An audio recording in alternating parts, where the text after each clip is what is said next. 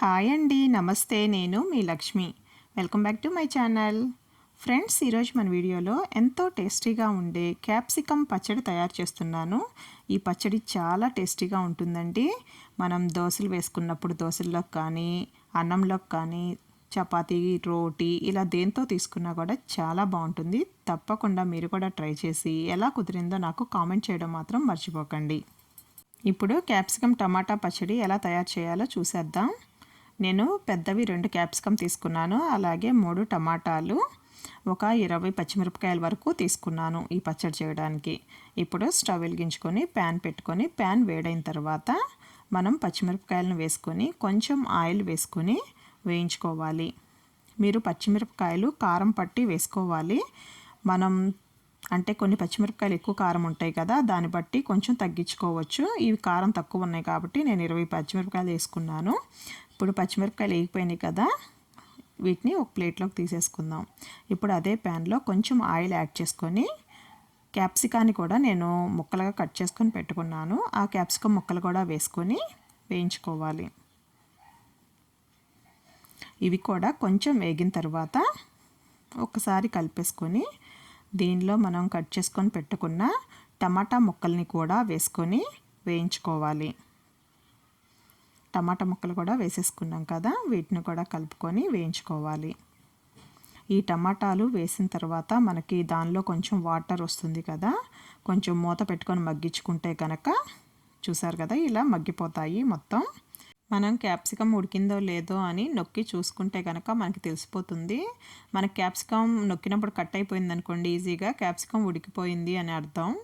ఇప్పుడు దీనిలో కొంచెం చింతపండు వేసుకొని మనం అంటే నేను లాస్ట్లో వేస్తున్నాను చింతపండు. ఊరికే కొంచెం మన ముక్కలు కూడా వేడిగా ఉంటాయి కదా, ఈ టైంలో ఈ చింతపండు వేసిన తర్వాత ఒక్కసారి కలిపేసుకొని నేను వీటిని స్టవ్ ఆఫ్ చేసి చల్లారి పెట్టుకుంటాను. మనం చింతపండు ఉడకాల్సిన అవసరం లేదు, ఎందుకంటే మనం చట్నీ కదా చేస్తుంది. నేనేంటంటే కొంచెం వేడవుతుందన్న ఉద్దేశంతో వేసాను, లేదంటే డైరెక్ట్ మనం మిక్సీ జార్లో కూడా వేసేసుకోవచ్చు.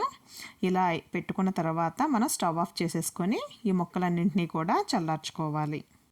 ఇప్పుడు మిక్సీ జార్ తీసుకొని మిక్సీ జార్లో మనం ముందుగా వేయించుకున్న పచ్చిమిరపకాయలని యాడ్ చేసుకోవాలి. అలాగే చింతపండు కొంచెం వేడి చేసుకున్నాం కదా, ఆ చింతపండును కూడా వేసేసుకొని 1/2 టీ స్పూన్ జీలకర్ర, అలాగే రుచికి సరిపడా కళ్ళుప్పును కూడా యాడ్ చేసుకొని వీటిని కచ్చా పచ్చగా గ్రైండ్ చేయాలి. అంటే ఒకసారి తిప్పితే గనక గ్రైండ్ చేస్తే మనకి రోటిలో దంచినట్లుగా వస్తుందన్నమాట ఒకసారి తిప్పితే.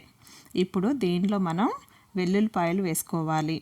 ఒక 5-6 వేసుకుంటే సరిపోతుంది. వీటిని కూడా ఒక్కసారి మాత్రమే మనం గ్రైండ్ చేయాలి. చూసారు కదా, ఆ విధంగా రావాలన్నమాట. అంటే మనం రోట్లో వేసి దంచితే కనుక మనకి ఎలా వస్తుందో అలా, అంతేగాని మెత్తగా గ్రైండ్ చేసుకోకూడదు.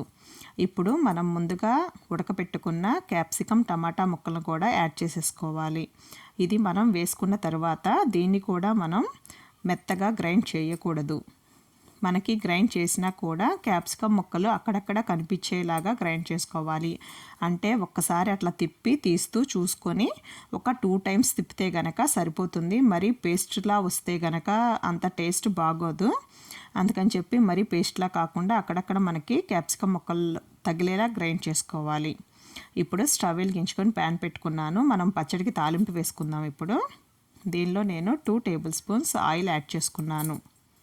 ఆయిల్ వేడెక్కింది కదా, వేడెక్కిన తర్వాత 1 టీ స్పూన్ పచ్చెనగపప్పు, 1 టీ స్పూన్ మినప్పప్పు, 1/2 టీ స్పూన్ ఆవాలు, అలాగే 1 టీ స్పూన్ జీలకర్ర, ఒక 2 ఎండుమిర్చిని తుంచుకొని వేసుకోవాలి.